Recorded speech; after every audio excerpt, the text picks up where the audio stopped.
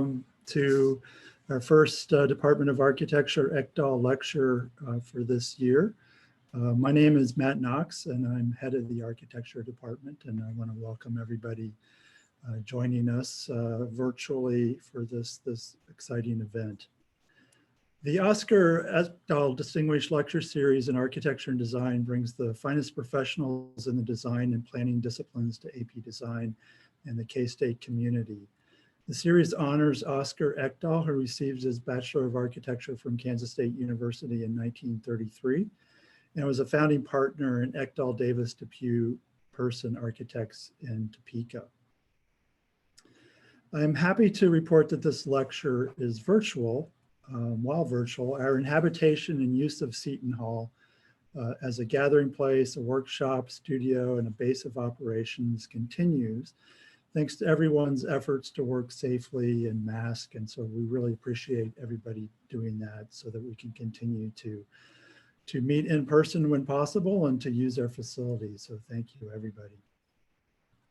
I'm pleased to welcome our guest today, Carlos Jiménez, joining us from Houston, Texas. I'm sad he can't be on campus with us, but I do recall a very nice visit many years ago. And Carlos, if you can recall, as we were talking earlier, you probably got a chance to visit with some of our really great students and see our probably much inadequate facilities. But since your last visit, we've been able to do some upgrades, and I'm happy to say that our new facility is befitting of the quality of the program and the quality of our faculty and students. So I wish you could really be here, and our invitation is open for you to come and visit at your earliest convenience. Carlos Jiménez is principal and lead designer at Carlos Jiménez Studio. He was born in Costa Rica and moved to the US in 1974 and graduated from the University of Houston School of Architecture in 1981 and started his own office in 1983. Since that time, he has produced an award-winning body of work and a distinguished teaching career. Currently, he is at Rice University as well as his own practice. I will refer to his bio because there's an extensive list of awards and accomplishments that's just too numerous to name here. And it's a fascinating read, so please look at that and see the caliber of architect that he is. I think you'll find his work strong in understated elegance, even grace, and sophisticated resolution. With that, please welcome Carlos Jiménez. Carlos, we'll leave it to you. Okay. Thank you, Matt. That's very kind of you. I appreciate your introduction. And really, I want to thank all of you for attending this virtual lecture. It was not my intention to accept such a kind invitation and then turn in virtually, because I was so looking forward to driving to beautiful Manhattan, Kansas. As Matt mentioned, I visited the school almost 25, 26 years ago, and it was a very memorable time for me, and I remember the students well. I also remember how captivated I was by the atmosphere of the school, even though the facilities might not have been what you might have desired at the time, but I love the atmosphere of the school, and they were producing this amazing journal that we were all interested in and had followed in our libraries here in Texas and other parts of the country. So it was an exciting time, and I hope, thank you for the invitation again to you, Matt and Grant, and the Dean as well. I want to have a quick disclaimer. This is actually the first online lecture that I've given outside of Rice University, where we've been doing that with our online teaching. So I very much love giving lectures precisely because of being in the presence of students, colleagues, and of course the places that one gets to visit. So I hope that this works out, and I will begin.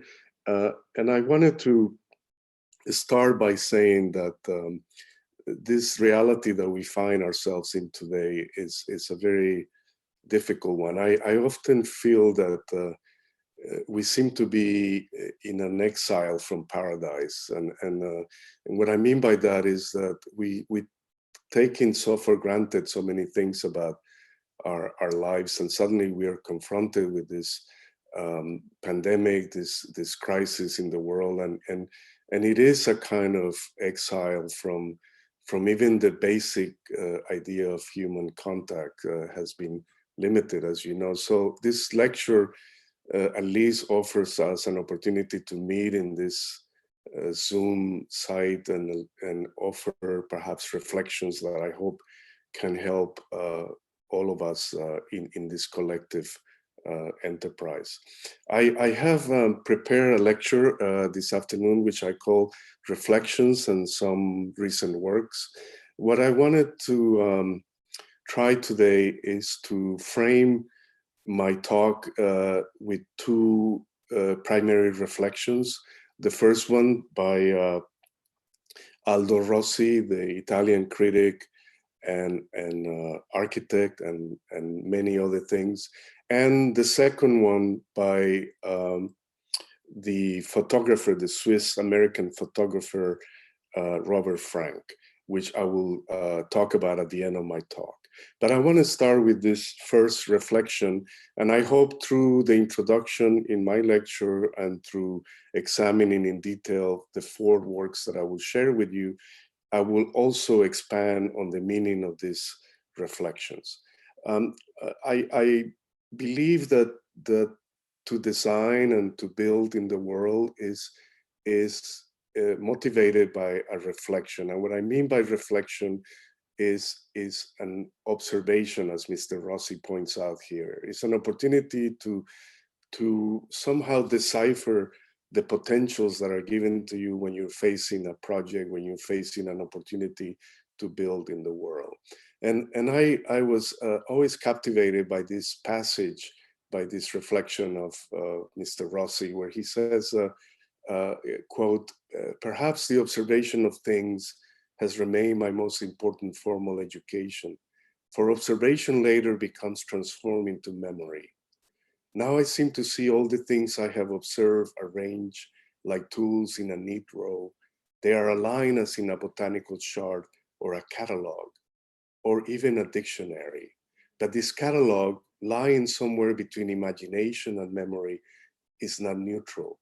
It always reappears in several objects and constitutes their deformation and in some way their evolution.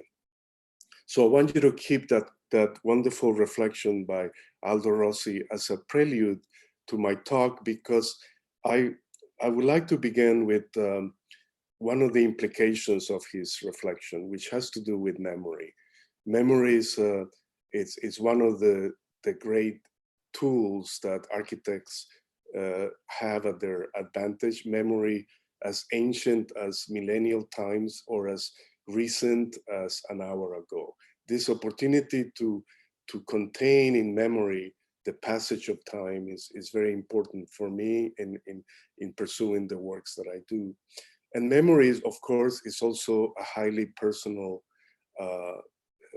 voyage. I was born in a small country in Central America called Costa Rica, whose images you see in this slide. These are places that I know well, that I spent 15 years living in this kind of landscape, where the topography and the verdancy, the tropical nature of this place was almost a spill all over my sense of being. It also made me very much aware of the power that place has. Place is one of the additions that are very important in the architecture that I try to make with my collaborators here in the studio. Memory place. These are very, very important devices. And when I was growing up, this place had an enchantment, a sort of marble to it. And it had to do with very simple operations of nature, operations that, as you see in this image, where suddenly these rather colorful dwellings in the countryside will suddenly be absorbed by these rain clouds, and everything will disappear except the intensity of nature itself. And these experiences really establish, in my view of architecture, the uniqueness, the vitality of place as one of these references in making architecture. I think that the city as well, early on, was an important factor. Memory, place, the city. These are not necessarily in that order, but they have been very much present in every project that we have tried to build to this almost 37 years of works. And the city that has perhaps most impacted me was where I was born, San Jose, the capital of Costa Rica. It's a city that is as chaotic and organic as any other city in the world, meaning in a developing world.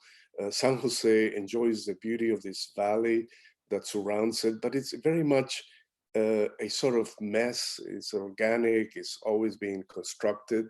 And little did I know at the time when I left, when I was 15 or 14, that I will end up in a similar city in a country that is often referred to as a developed country.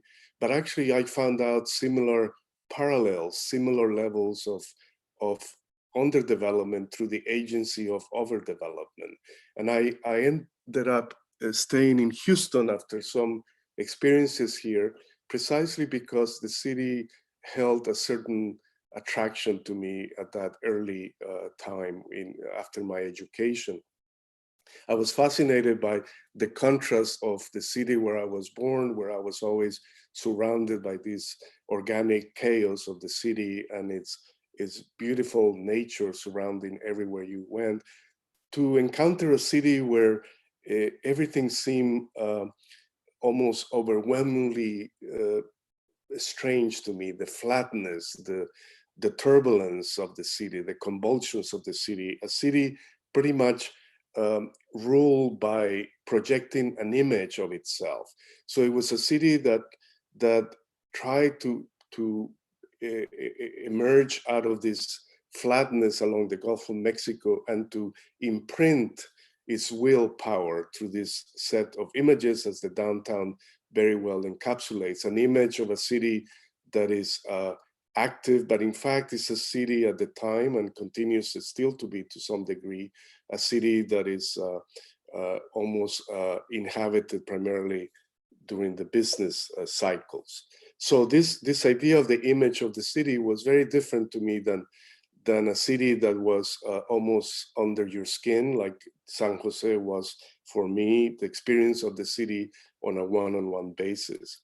The other thing about Houston that, and again, I'm reinforcing this idea of place, and it has to do with the strength of that image, the power that image sustains, but at the same time, a paradox, which is that it's a city also built behind this image, but also exposed through its reality to the fragility of place.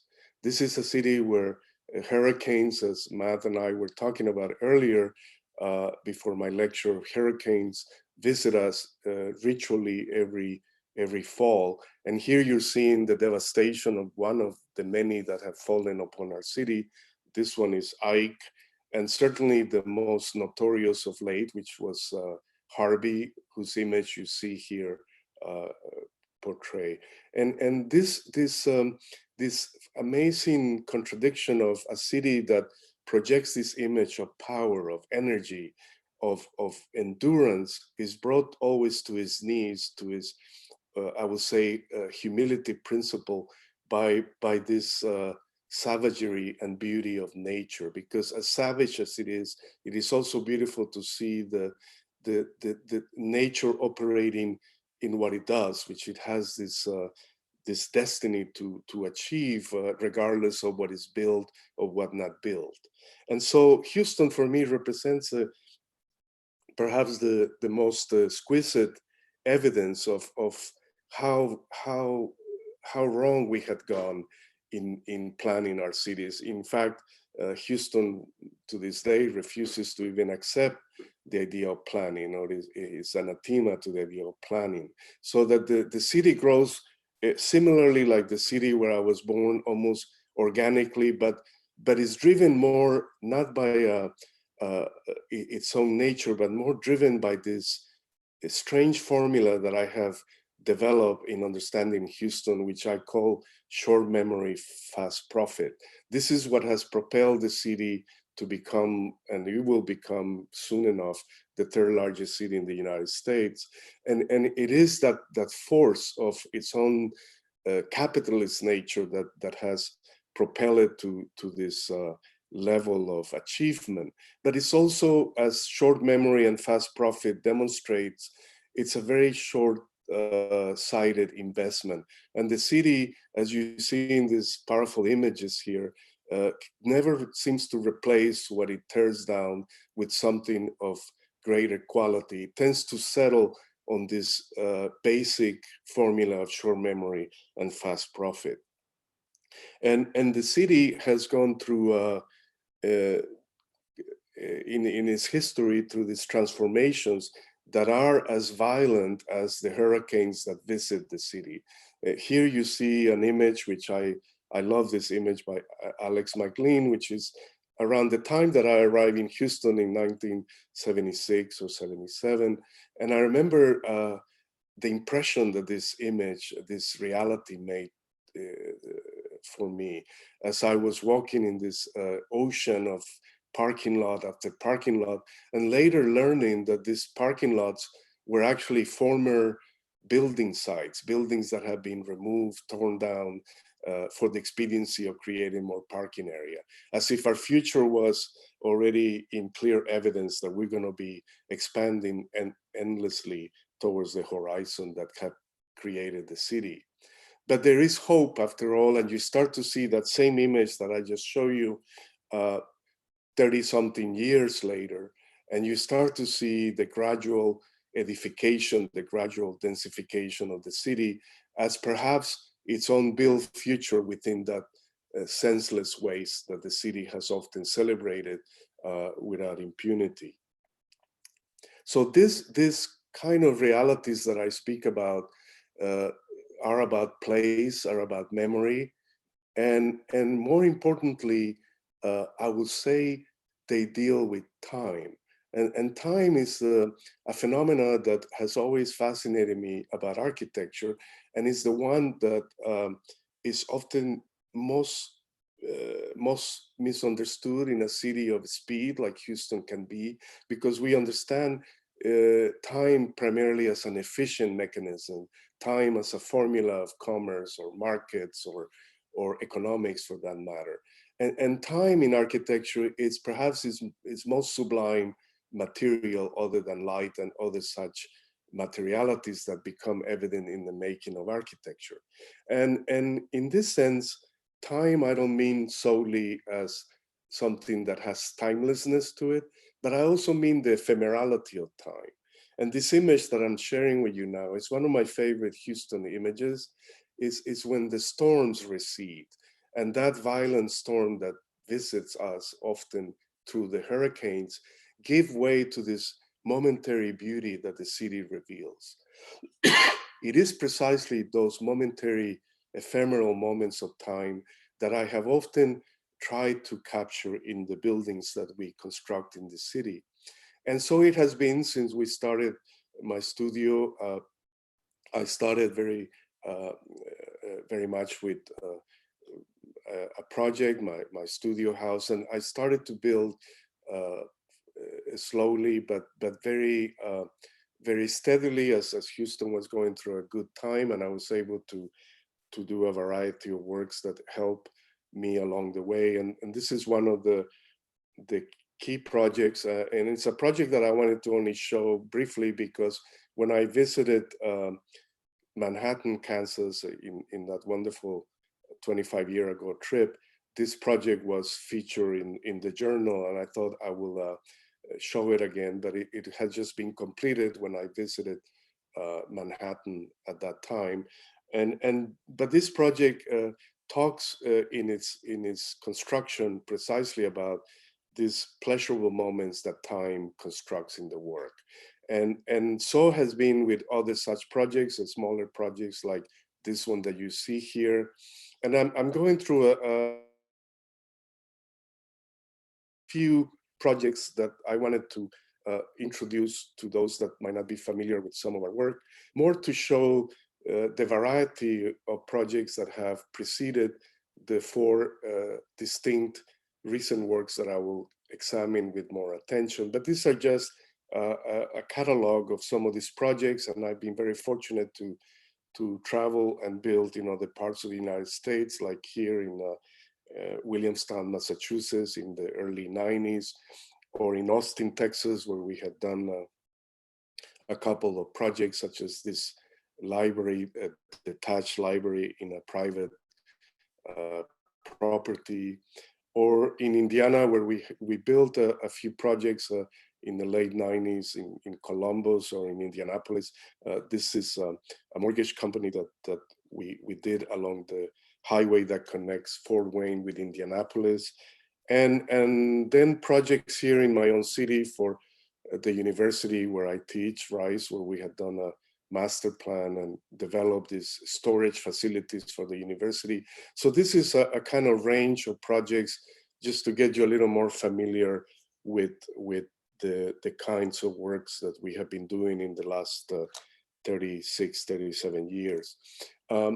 But with that background and these brief reflections, I wanted to use that as not only an introduction, a bracket, as I mentioned, but as an opportunity to now open up the talk and really concentrate on four recent projects. And when I say recent, I don't mean yesterday, I mean the last 12, 14 years. Architecture is a very slow process for me. I enjoy the longer the project takes, the more I enjoy it. I try to delay with my clients the construction so we can get a better and optimize a better project. For me, time is not, again, about expediency. It's more about optimization and the lingering of time that will eventually take over the experience of architecture as it happens in any building. The project I'm sharing with you now, it's the first one that I will talk about, and it's a project that we enjoyed greatly here in the studio. It took us 6 years. It's in Évry, France, outside of the city of Paris. It was a competition that we won. It was an invited competition, and we won the project primarily for the master plan behind the idea. And Évry is a small city about 33 kilometers from Paris. You can take a train. It's what is called a dormitory city. This is part of a plan that Charles de Gaulle, the French, the renowned French president, established in the periphery of Paris to create these dormitory cities. And Évry is one of its most established. It's very near the Orly airport, as you see in this little drawing that we prepare. And it has on one of its borders the mythical river of La Seine. And so here is the context of our project. And Évry is as a dormitory city, a periphery city around Paris, is a city as dislocated and convulsive as Houston, Texas, for that matter, the city that I have been in for all these years. It has this sort of concoction of building types that seem to follow almost no rules. They happen to be more a response to needs rather than planning for a more convivial or collective future. So what you see here in these images is actually very much the turbulence and the state of the city of Évry. When the project that we competed for was actually, wasn't a building per se, it was to design a block that will have a variety of subsidized urban housing in a very prominent part of the historical center of Évry. Évry, like Paris, has its historical center, but it also has its own periphery, as I pointed out. And the block that you see here in this image is the block that we developed in the competition. The block is very near the Grand Cathedral of Évry, which was designed by Mario Botta in the early 90s, the Titianese Swiss architect. And it was the largest cathedral, modern cathedral built in Europe at the time. And this building sort of regenerated the sort of downtown or the denser part of Évry. So the mayor at the time created this competition to establish a new way of looking at the urban block in the city. The project was sponsored by these two important banks, Crédit Agricole and ING, the Dutch bank, and they sponsored the competition, and they also sponsored they were the financial institutions behind it. After we won the planning and the master plan idea, which you see here in very graphic terms, we decided with my collaborators in France and here in Houston, we decided to break the project into three zones, so to speak, with lots of garden areas and all of these public amenities. But we also decided to scale down the work and distribute the work with two other offices. So my interest was primarily to design the tower in the urban composition that you see here.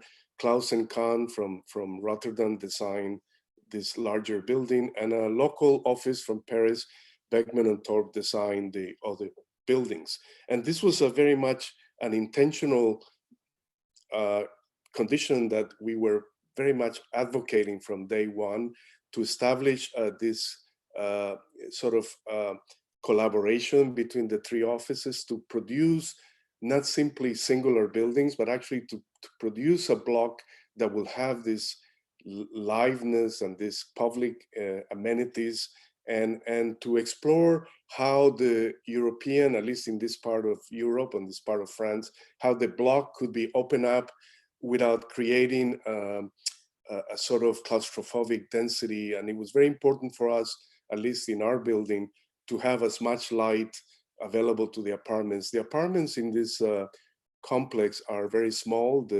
You see our tower here is the key element with the public gardens.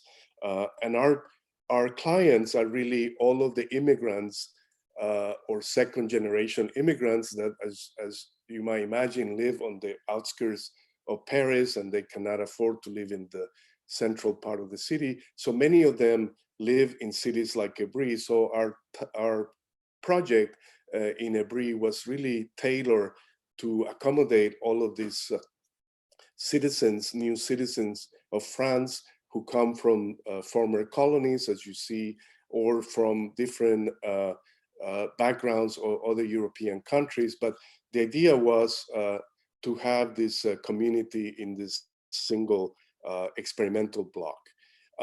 In this earlier sketch, it's an important drawing, because here in our tower, I was very interested in splitting the tower, almost as if you split an object in two to ventilate and to bring natural light into the building. What you see in our tower, because I'm only going to talk about our building, you see the variety of mixed units. We have 2-bedroom, a studio, 4 bedrooms, and the largest unit is about 110 square meters, which in American measures will be about 1,100 square feet. But you can see that they are very commodious for European standards. All of them have a balcony. That was very important for us to bring as much natural light and air. And all of them share this common hallway that you see here, where that split happens. And each apartment has multiple views. And so we created this very interesting rotational system that changes floor by floor. Originally, our client wanted all of the floors to be the same, but we decided and argued with them to have this multiplicity of communities and sizes of apartments, precisely to enlarge the communities that we were addressing. Here you see in the section how we carefully inserted within the topography of our site, we inserted the parking areas very discreetly with landscape voids, and tried to create, again, this open porous system for the block. Here are some of our renderings of our buildings. Our tower remained the same from day one. The other architects like Klaus and Kahn, and they changed their designs a few times during the duration of the project, but our project was very much consistent from day one, because we had the advantage of being a vertical element that couldn't afford many variations. So we remain very loyal to that idea from day one. Here you see the constructed finished building. It's 16 floors. We have about 88 units, all different sizes, and we combine them in very diverse ways, as I said. And one of the things that we are most proud of it is that the balconies are always rotating as well. So they give each of the apartments a unique perception and view of Évry, but also the upper apartments, actually at night, you can see all the way to Paris, you can see the Eiffel Tower and some of the other monuments. So the tower, as I like to refer to it as a tower, because so far it is the tallest building in Évry, it's 16 levels. I think it remains still the tallest, but it wasn't about height. We were not interested in trying to have that record in the city. It was just that we wanted to combine it with the horizontal building by Klaus and Kahn and the other buildings by Beckman and Thorpe. We wanted to create this composition that will allow this conversation between the three housing types in this single block. Here you see very well how they work. So here you see the Beckman and Top lower tower with the Klaus and Kahn tower on the right.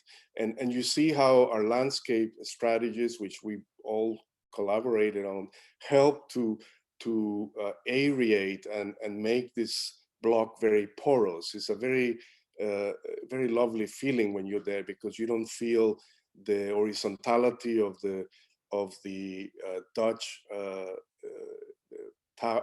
building or the French offices broken building, or our tower for that matter. It has the sense of openness. As you see here, this is the entrance lobby to our building, where we have it as a second level proposition, where even the bicycles get to have this wonderful 2-level lobby open to the gardens and the parking areas. And the lobby, this is the common lobby that all of the apartments share. This is the common street, so to speak, that I was speaking about earlier. And you see how it's open at the end, so the air is always ventilating through this elevated street that is 16 levels in height. Here you see the Bota Cathedral, the city hall that has been remodeled and reconfigured, the University of Évry, and our project here to the right, sort of occupying that part of the city. And the last time I was here in Évry was about 3 years ago, and I'm happy to report that other similar projects have been developed under a similar idea of bisecting and opening up the urban block to create this admittance of light and breezes and public spaces. So we're very happy to see that happening. And also the maintenance of the building is impeccable. So that is a very good thing to acknowledge. The second project I will share with you this afternoon is actually closer to home. Actually, it's where I'm speaking from. It's a house on the street that I live and have my studio. And this project was just finished about 5 years ago. And Wheeler Street is a typical Houston street where there are all these bungalows. This is in the Montrose area. It's an area in Houston that has a wonderful mix of inhabitants and dwellers. And it's also one of the most pleasant areas to live, because there is a diversity of people and occupations and a diversity of establishments, businesses, and so on and so forth.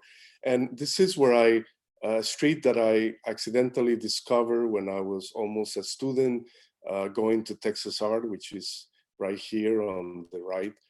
And then I always liked the street, and when I began my practice in 1983, I bought this small lot that you see here. It was a 50 by 100 square foot lot. And this is where I started my office studio. This is how I began in 1983. It was a sort of studio house. Everything was done in this tiny little volume that was only about 500 square feet. And I suddenly had this desire. This was perhaps something that I wasn't much thinking about. I just knew I needed to build this, and it was built. I did a lot of the construction as much as I could, like laying the floor, painting, helping with the block, and so on and so forth. Anything because of the financial constraints. But that cellular 22.8 by 22.8 space, which was based on the size of a Houston garage, as I learned that was the less expensive construction one could build, it has grown through the 30-something years, progressively through a series of investigations, additions, sort of cuts and adds. I never wanted to leave the place. I love this place. It's not a stubbornness. It's more a delight in discovering every day something new about this place. And I wanted to experiment with that. And later I built a house across the street for when I was married, and so on and so forth. Other times the studio has expanded, but all of the components of the architecture are always integrated. They're reconfigured, transformed in this constant remodulation that you see here, stopping in 2007. I don't have any more room to show you more variations, but it keeps changing. And at the time I also, at the time in 2004 or so, my neighbor, his house had to be demolished. It had termites, and the family wanted to move. And so I was able to purchase the property next door, which I kept more as a garden. And eventually, across the street, as I said, that this house was built, and so on and so forth.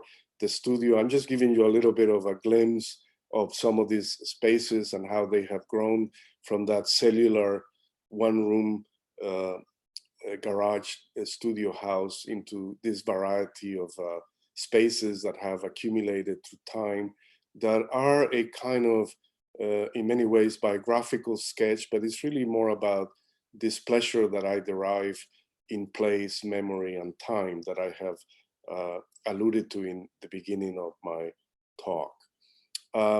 This is one of the latest iterations where one of the studios has been turned into an apartment, as you see here. Again, never abandoning this place, always investing in the place. But I don't think the investment I'm talking about here is about money, because if it was about money, I will probably jump off the next bridge, because I spend more money in this compound than one can ever imagine, because that was never the idea. The idea wasn't a monetary gain or loss. It was the pleasure of understanding the meaning of a place in a city as disparate and as volcanic as Houston can be. But so I never have thought of this as an investment, as much as an investment of time. And so when this new iteration that I'm showing you, one of my best friends wanted to live in the neighborhood, and he asked me to find him a lot, and at the end I couldn't. And then I said, well, if I don't find you a lot, I will sell you the one next to my studio. And so time went by, and I sold him the piece of land. And then in this property, we were able to reflect further on the nature of building in Houston, and trying to make relationships across next to the studio, to the complex of the courtyards, in the same way that the studio had conversations with the house across the street. These are all very important desires on our design intention. But what you see here is actually a prototype that we wanted to investigate, which is having two houses in one house. And let me explain what I mean by that. Is that although it's one single house, it's actually two houses brought together as one unit. And the idea was to emulate a little bit some of the living and working prototypes that I have developed on Willard Street through the years, but here to do it for my friend who wanted to have his children living in the house below, or a relative, and vice versa, he's living being on the top floor. And the important thing was to establish these outdoor rooms as much as interior rooms, and begin to create again this conversation that deals with the urban realities of Houston, with the new itinerary of one building to another, and so on and so forth. I don't want to tax your attention more than necessary, but I wanted to remind all of you about what I said at the beginning, that these lots are normally 50 by 100 in this neighborhood, and they tend to be like the house here on the right. This is a typical size lot here in my neighborhood. They're 50 by 100, but you start to see what happens. These larger houses come in, and in this case, this is the brutal reality of the market.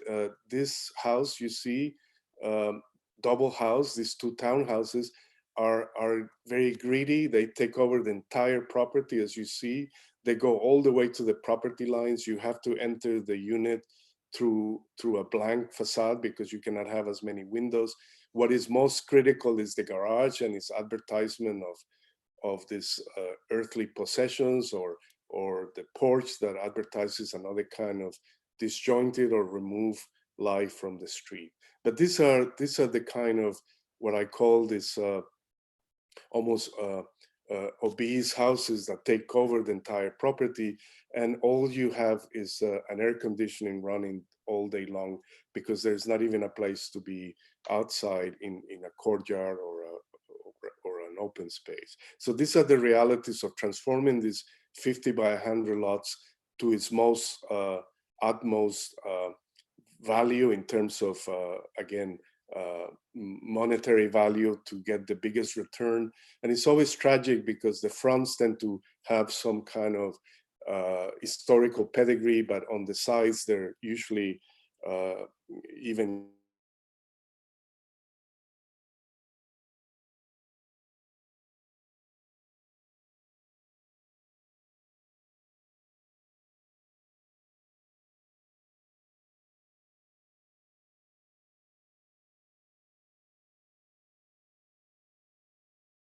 between the pieces, and the house itself, and trying to delineate not only the frontality of the house, but also all these urban aspects that are very important for us, like even a sitting place where the postman or a neighbor can rest, or the equivalent of a porch, or the translucency of the carport that is no longer a garage, that has to be climatized, or it becomes a heat trap. And then trying to build within this double house a series of narrow spaces, but open spaces, and we landscape them. We do all of our landscaping in the residential works, as you can see here. And then the stair becomes a key element that separates the two houses. So you go on the ground floor to the main house, or you can continue to the second floor, as you see here, and arrive at the second floor house, which is more like a loft, like you see here.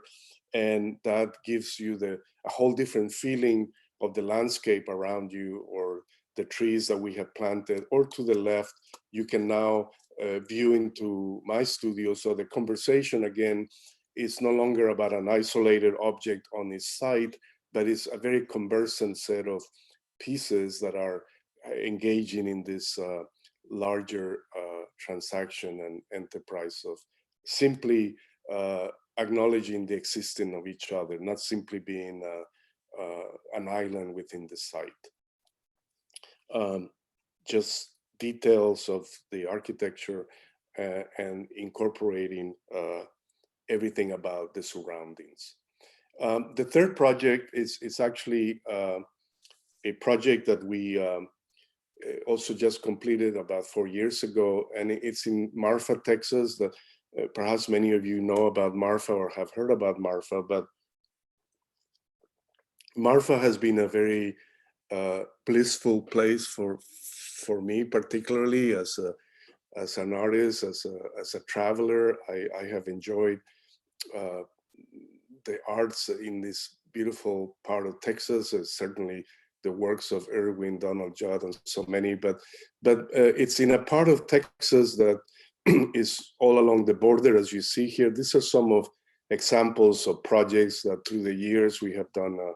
A small ranch in Falfurrias, or another one that didn't get built in Bernie and Del Rio, and then this house in Marfa to the left, which is what brought me in for the last 22 years to come to Marfa very often.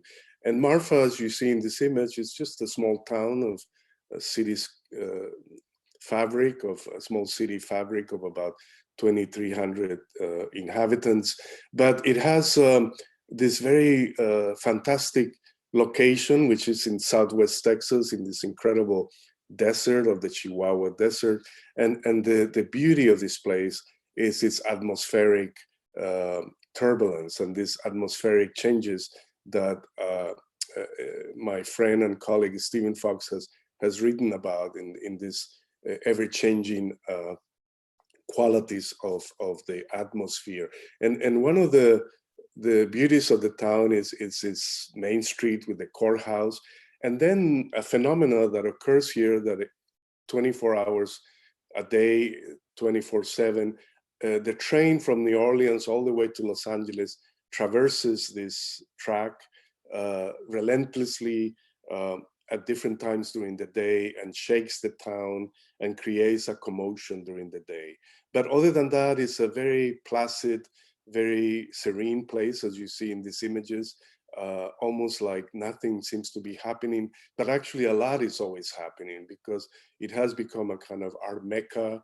It's a great place to visit. As I said, if you're interested in art, if you're an artist or a visitor, and it has these wonderful works by Donald Judd and Robert Irwin, I mean, many other artists, but Donald Judd was really the artist that cultivated and built the Chinati and the Judd foundations that are key references in this part of Texas. Here you see the one of Donald Judd's well-known 50 aluminum pieces.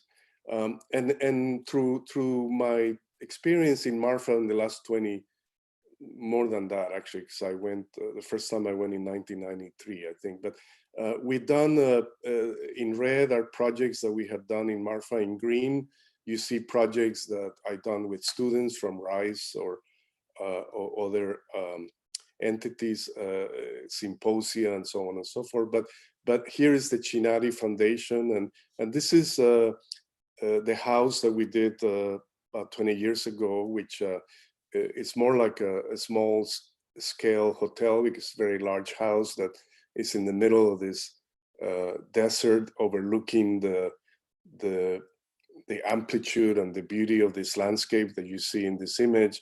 You look at the Chinati Mountains, the Davis Mountains, the Chinati Mountains, and Mexico, which is about 40 miles to the south.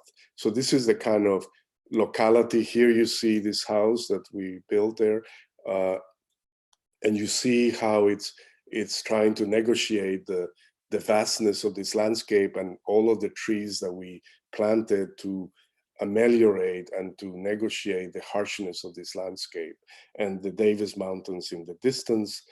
It is in the desert, as I said. There is an inclemency to this weather, but there's also an astonishing beauty and a startling beauty always throughout the day, throughout the seasons.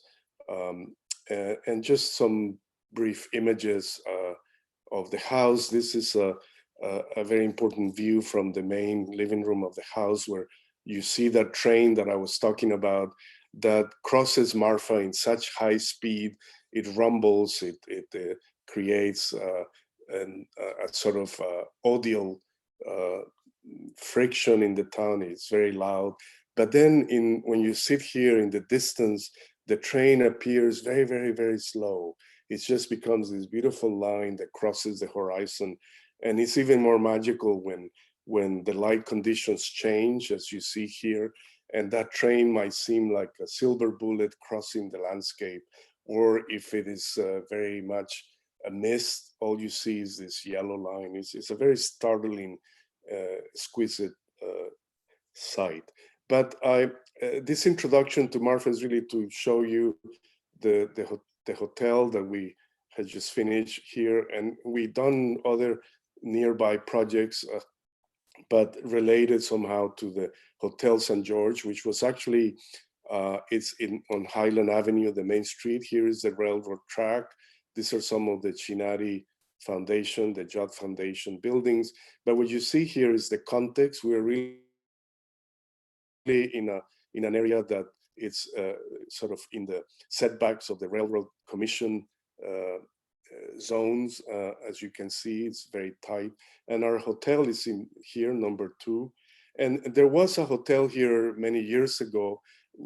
It was called Hotel St. George, and our client wanted to keep the same name for the hotel. He wanted to retain that.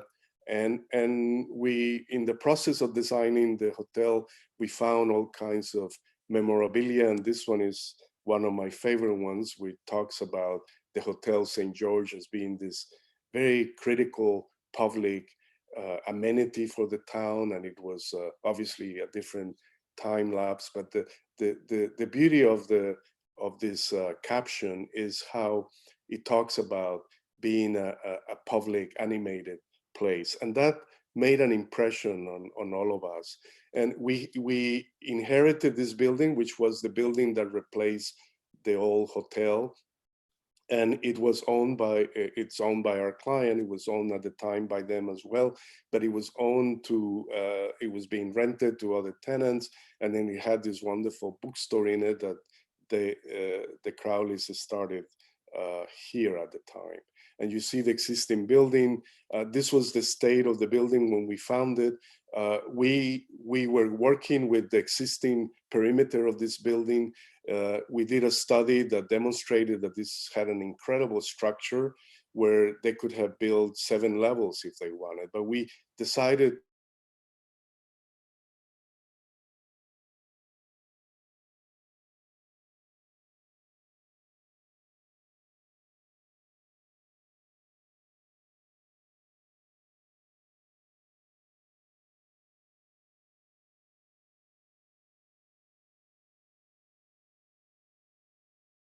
and started to create this enormous public room that goes all the way across the entire front of the building. And then you see all of the back end house, the restaurants, all of the services that fulfill the needs of the hotel. And they were compacted in this existing structure. One of the most fascinating things we discovered when we remove all the suspended ceilings is that we were aware these beams existed, but when we expose all of these ceilings, we discovered this marvelous structural diagram and actual physical construction that you see here in its reflected ceiling plan, something that Mondrian or any such artist will envy in this beautiful calligraphic structural diagram. We then build the rooms above. As I said, they're very much 3 levels. They're very similar. But the most interesting thing here, like the project in France, is that every orientation, because we're in an open field, like in Évry, France, we were able to get views, 360-degree views to the landscape, all different views from each of the rooms. Some look at Highland Avenue, to Mexico, to the rooftops, to the mountains, to the courthouse, to the Davis Mountains. There's endless views. And you see in the layout how those rooms operate. And all of them are very different. All of them are unique because we were having to deal with the existing remnants of the original footprint of the building.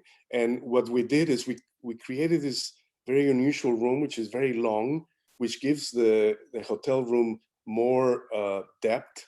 And then we only have one single window at each end of the room. So it gives this sort of telescopic effect as the rooms are elongated, except with this one in the corner, which had to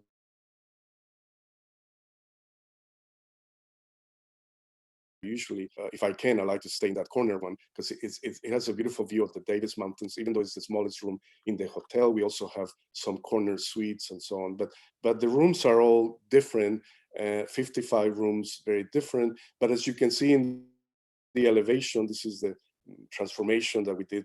We kept the original plinth and transformed it, but all the rooms are very much organized under the same rhythm of windows that obviously are changing room to room. Here you see the gutting of the entire space, how we were able to recuperate, restore all of these beautiful beams that had been hidden by suspended ceilings, and we open them up, and we save all kinds of materials in the process that we later will use in the bar and in the restaurant and other parts of the complex.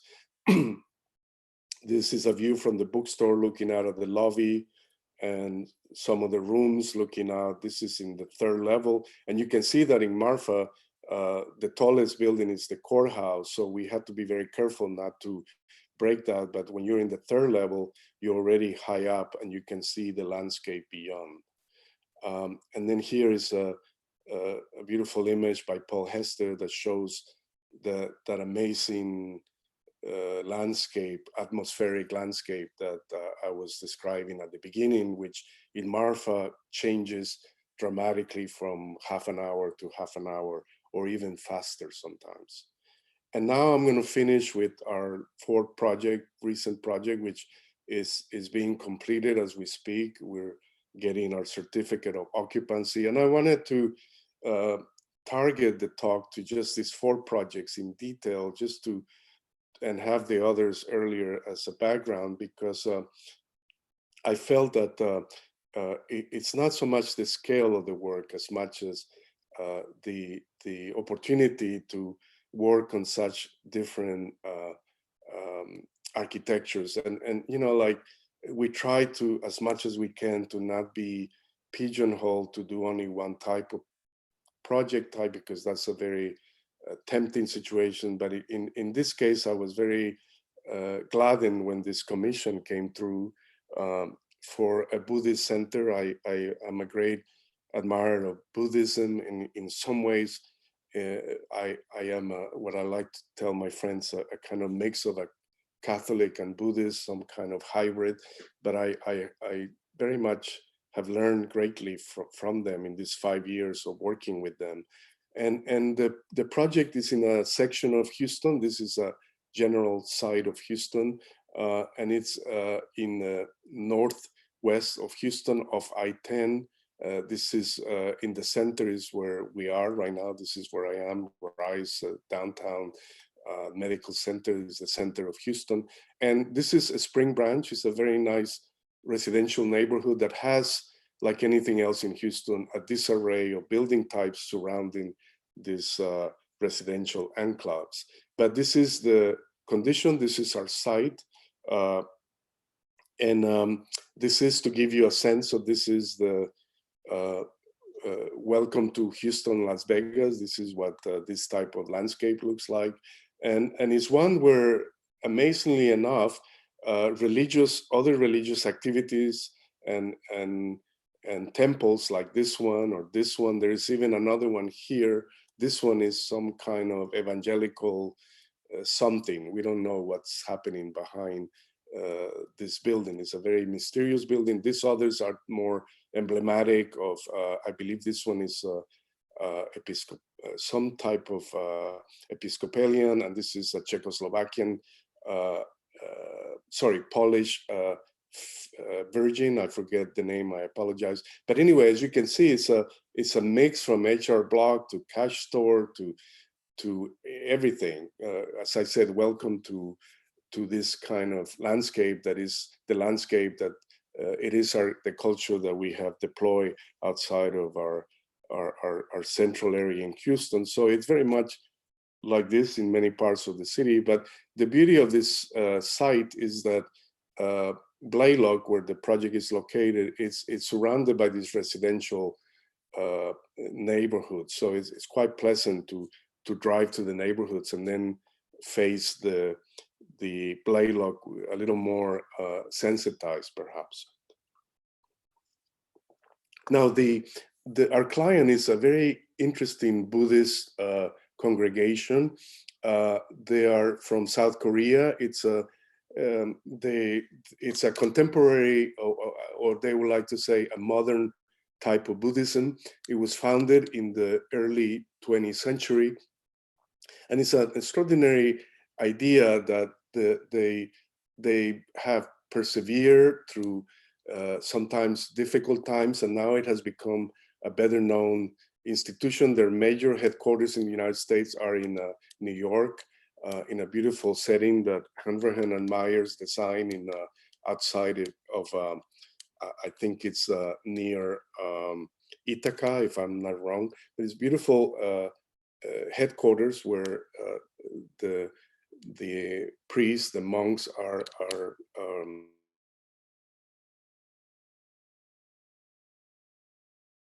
and then this is how they pray. This is a typical room that they request always to have in this very elemental minimal language.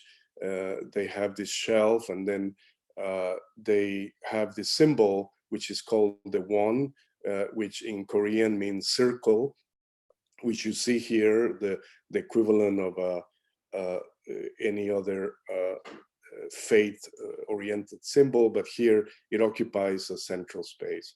The founder of Won Buddhism believed that the human mind was the portal to the spirit and to material life. As you read in this sentence, he believed strongly that humanity had made it the wrong turn by placing its emphasis on material things. Of course, as he used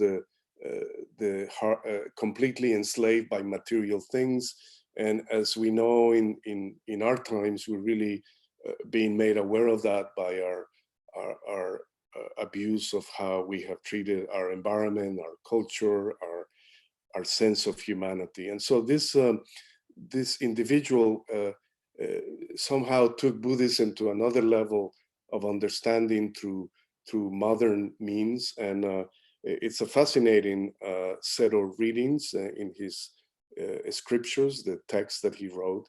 The project was aided by, I wrote years ago, I was in an event at the Rothko Chapel, and I wrote a text on the Rothko Chapel for this publication called Sanctuary. And one of the committee members when I was interviewed had read the text and liked the meaning of the text. So that helped us a lot to have a closer understanding in terms of our mutual objectives. This was the site as we found it. It had an old house. This is where they were meeting for their congregation or their services. And it had this enormous lawn, but what captivated me right away was the legibility and the strength of these amazing trees that you see here, with 2 pecan trees at the back. And that became a very forceful presence for me, more than the program. The program, of course, I understood in his more, let us say, metric ways, but I was fascinated by this space that was somehow already acclimated and somehow nurtured by the patience and the eloquence of these existing trees. It was a very intuitive feeling at the time, but also very forceful. And these early sketches that you see here really didn't changed much. The project obviously got refined and developed, but the intentions remain very similar. This is another drawing. I normally do. I use sketching a lot. It's still the fastest tool available to any creative field. I mean, the sketch is even faster sometimes than words, or for that matter, a photograph. And later I developed those sketches as you see in these drawings in more detail, trying to locate the various components of the program. Eventually, the design is very straightforward. It's about 6,100 square feet with the required parking area, which we put to the back. But very important, the axis of this oak tree that you see in this drawing, this centrality of the tree somehow created this sort of central tangent that divides the site. But it also gives us the opportunity to accept the anomaly of a program that is rather almost contradictory. You have offices, you have a library, a community kitchen, a small gallery, restrooms, and so on and so forth. So this program is highly combative because it's not as clear as the Dharma Hall, which is the main praying center of the building. So we had to negotiate the turbulence again of a program that is slightly, as I said, contradictory to the rest of the building. And then we wanted to placate that in this more serene condition that wraps around the temple part of the building with this transitional area in between. The building also has to cater to several entrances, an entrance from the street, the public, or an entrance from the gated parking, where if there's a service or a sort of particular celebration, then they can open the gate and so on and so forth. But this is in a nutshell the essence of the program. Then we added this walking pathway so that the congregants or the minister or the Buddhist monk can actually use as a meditation path that connects the rest of the building. On the second floor, we have the residence of the minister, and it has some guest rooms. So that's where they live, like in, let's say, in a Catholic parish. The priest lives in the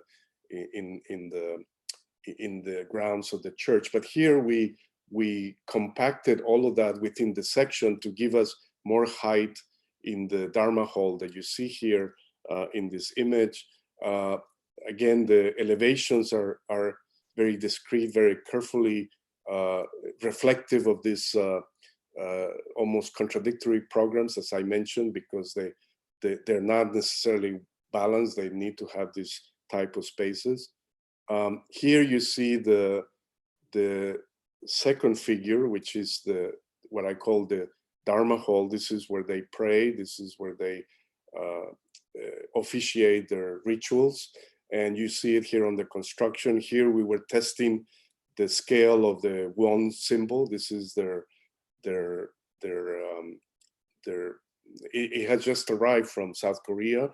It arrived about 2 weeks ago, and we have it in a box. But meanwhile, we did a test to locate it precisely where it needs to be. And in these drawings, early drawings, you can start to see its location as well. This is about 2 weeks ago, as they were preparing there is this natural light that comes from the upper windows that come from the east, and in the morning, in the afternoon, it glows in a different way. The ring, the circle, it has this powdery, almost alchemical powdery. It's almost like a gold, but it's not a shiny gold. It's more like an ancient gold that has been tempered through time. We use these very beautiful white plank oak floors. They're very soft they sit on these cushions, as you saw, so it's very soft to the body. And then we're installing next week. We have these acoustical panels that come in and finish the walls. Here you see the the building complete before we finish the exterior painting, and you see how those trees have framed the building within this relationship that I spoke about, and how these trees are actually coordinates that relate back and forth with the interiority of the space. They are ever present. When you park in the parking lot in the back, you begin to meander through them.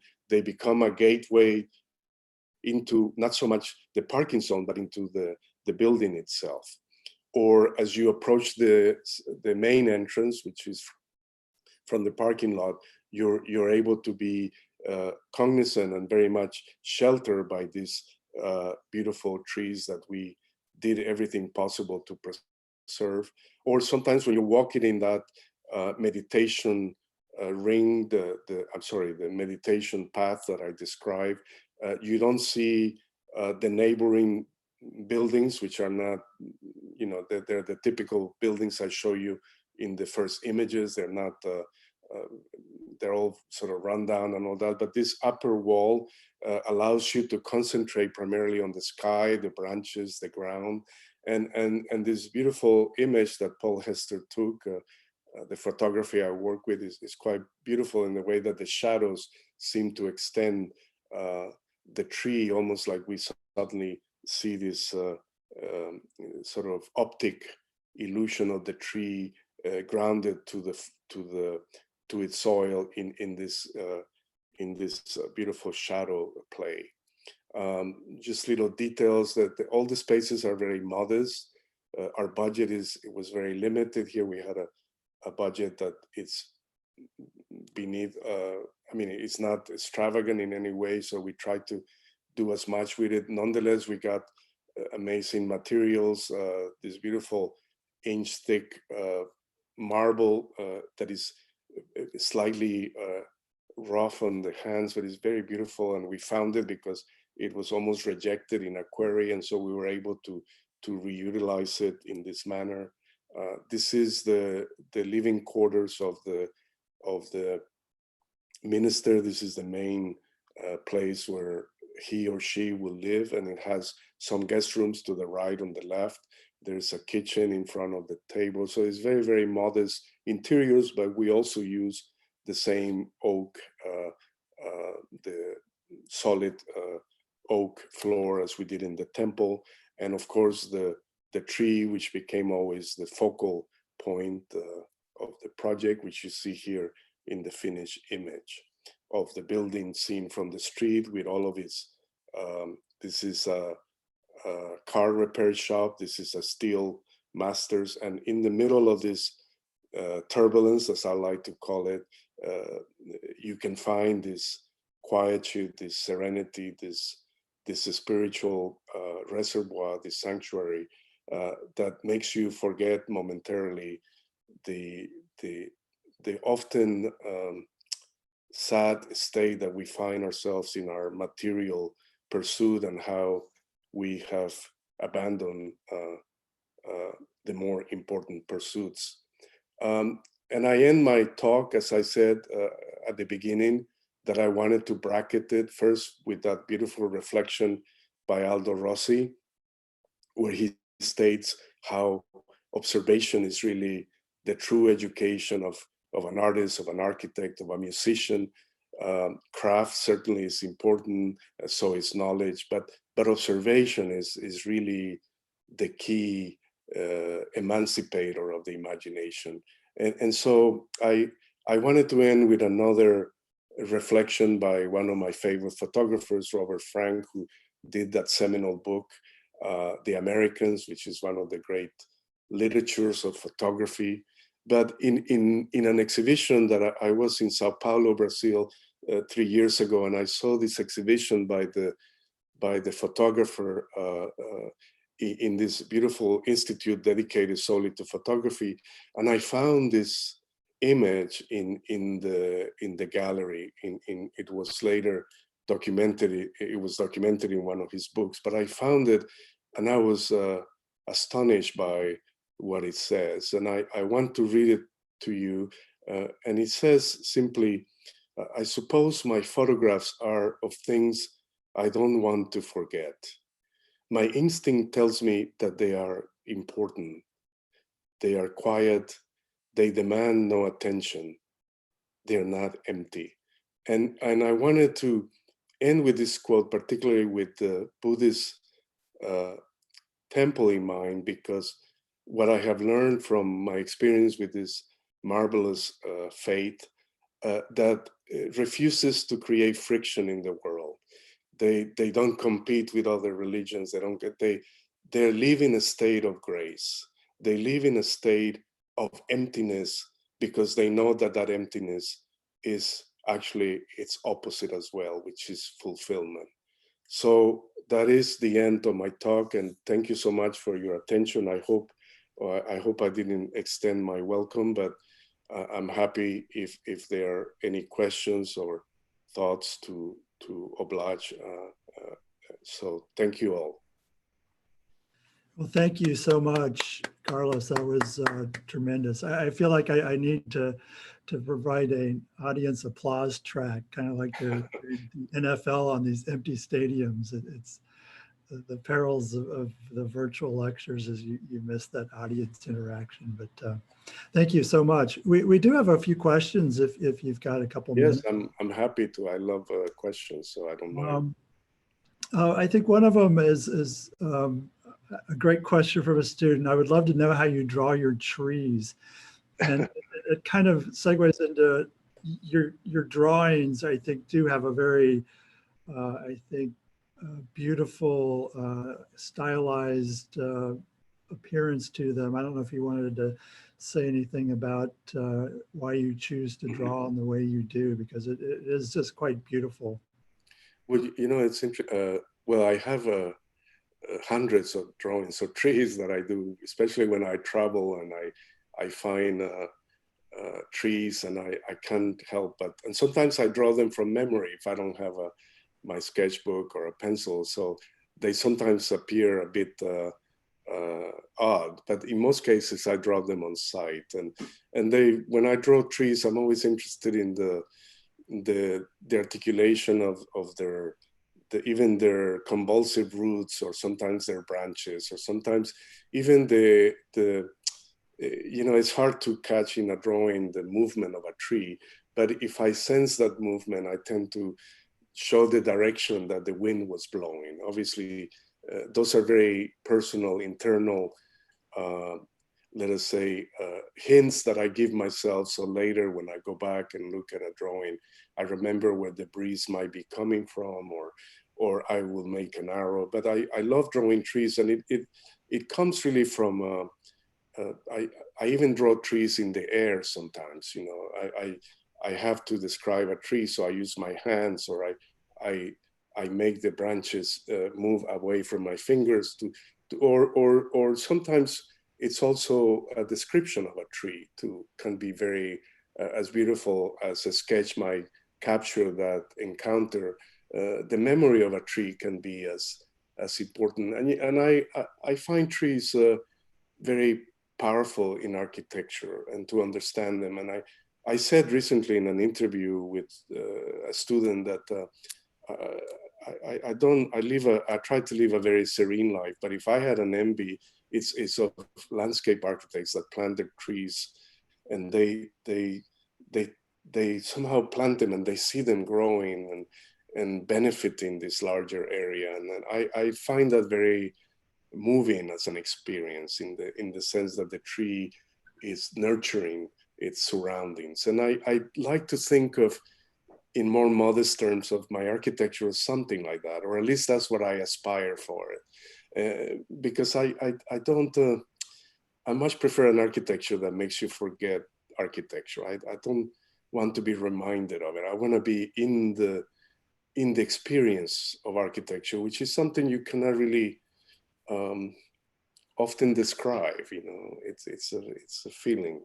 And the same, I mean, drawing for me is it's automatic, and in the sense that it's funny that this question came up, because I've been thinking of someday putting all the trees that I've drawn through the years in some kind of some kind of catalog or some kind of index, because, and I drawn them from Brazil to Turkey to whatever. I travel to many places, and I always bring back a tree somewhere in my sketchbook or some piece of paper if I didn't have that handy. So I hope that answers the question. That's a great answer. Earlier in your lecture, you talked about the importance of time and taking your time to do the best work possible. And so another student question is, how do you decide you've spent enough time on a particular stage, such as schematic design or design development? You know, what are some of the things you think about when it's time to move on, and what prompts that? That's a very interesting question. It's very, you know, it's very hard to know where one stops, you know, because it's I try to avoid dealing with clients that see a more formulaic result. Okay, you spend so many hours in this, you spend so, you know, and I panic, I run away from them because I couldn't work that way. I don't know how to relate to that kind of pressure. So what I try to do is that I don't have as I said, a formula, but what I try to do is advance the projects in the areas that are more, let us say, practical, but linger as much as I can in the areas that are less definable or less even tangential or even measurable, you know. And so I try to you know, sometimes I realize that in order to get a particular material, I have to introduce the material to our client, or to take them somewhere where they can appreciate it, because, and that takes time. Then suddenly, okay, we cannot make that decision, and I'm not going to be in town until next week. And so, but it's actually a way by which the decision is not made immediately or in an urgent way, but is given time to mature or to be to linger somewhere. And I'm not saying, I just said that as an example. So I don't, every project is different. Every project, in fact, when we did the mortgage project in Indianapolis, it was the fastest project I ever worked on. It's the only project where I ever made some money, to tell you the truth. I mean, I noticed we had a small profit at the end. And it was because we had been forced to do this as if it was dependent on a mortgage payment. It had to arrive on time, and you don't want to be penalized by a mortgage company when it comes to your fees. So we wanted to make sure we finished the project on time, but we figured out another way of using time not in a detrimental or negative way, but actually using it in interesting ways. So for instance, we worked with a construction process that we decided on the steel structure, we decided on other things so that we could mobilize the forces to get this out of the way, so that we could gain more time making the more critical decisions, like more to do with the details of the building and so on. And I remember we had even cameras that we controlled from the construction hut, and we were able to look at the process and all that, because it was moving so fast in this fast track process. But we actually ended up with a building that we're very proud. It won a few awards, but ironically, in that rush, we ended up we miscalculated the precast panels, and then we had to explain that to the client, and then we ended up using them as benches in the garden. So nothing was wasted at the end, even though in that rush of time, one can make mistakes. But no, again, it's I appreciate the question, but I don't. I wish I could have some kind of measure on my own, because it probably will make the projects faster. But I don't know if that's where I want to be at this moment in my life. So it's always been, it's something that I just relate to it very closely. It's very, very personal, if I can say that. It has nothing to do with, of course, everybody wants their project yesterday, but yesterday's, it can be a long time as much as tomorrow can also be a long time. And it's just that, the trouble we have in our culture today is that we have been seduced tragically, I would say, by living only in the present. And that's it's really a tragic eventuality for humanity to end up without the pleasure of time, which deals with all of the moments of time. And so we live in a culture now that it's so perturbed and so driven by everything is the present, everything is immediate, and that creates that dissolves your life into almost a dream. And dreams are wonderful to a degree, but I like them at night, or when I have a nice drink in my hand, or I'm looking at an amazing view. In other words, it's how do we colonize this urgency of the present with other layers? And those layers exist in the ephemeral as much as sometimes I just take an hour and just look at the same view for an hour. And today, I mean, I have, I see this need to be always in the present, and it's a Kafka story for me. And so again, it's just that time is it's the most fascinating thing about architecture for me personally. And I realized that how do we build time in a project? How do we build time in a construction? How do we understand time? We understand time through materials, through usage. How do we learn to invest in time? This is a great challenge for our age, because we're building cities that are disposable. And if we keep doing the same thing, look at what happens in Houston. A hurricane comes, does it change? Maybe it changes the building code to a degree, but they still keep building the same stuff that the next hurricane comes and throws away again. And so we don't really understand time. We understand expediency, and we understand efficiency to some degree, but that's not efficient. That's being wasteful. And we can't, this is a dream we're all living in, thinking that this goes on forever, and it doesn't.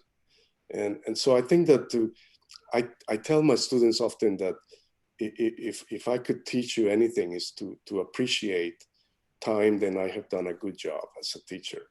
Because that means that it frees you up to understand that you don't have to be always of the moment. You can be very free and move across time and have the audacity to bring whatever is needed without feeling the pressure of the present.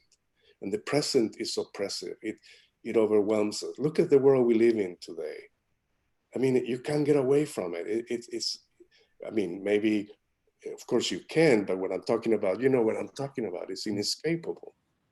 And so I find architecture like film, even though a film takes 2 hours or whatever. I love getting lost in a film for 2 hours. And those 2 hours become 24 hours or a whole year, because it keeps playing in my mind. It's not something I dispose of in the moment. It keeps playing for years and years. I saw a film 2 weeks ago, and every time that I have a moment free, I keep thinking about it. It affected me in such a way. It keeps on growing, investing in time.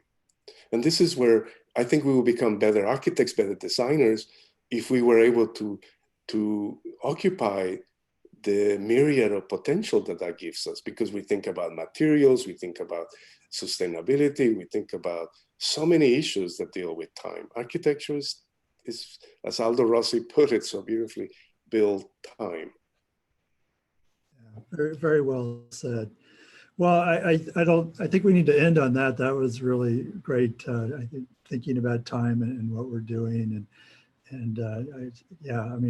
your work is just amazing. Thank you so much for sharing it with us, and incredibly thoughtful comments about what you're trying to do. So again, I wish we could have you here with us.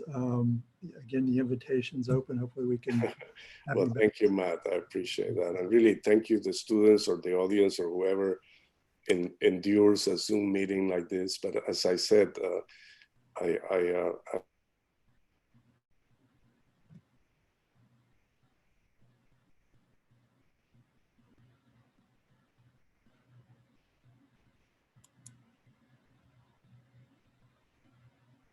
but I constantly have questions. And as long as we continue to have questions, there's the possibility of our future to unfold as we'll dream of it.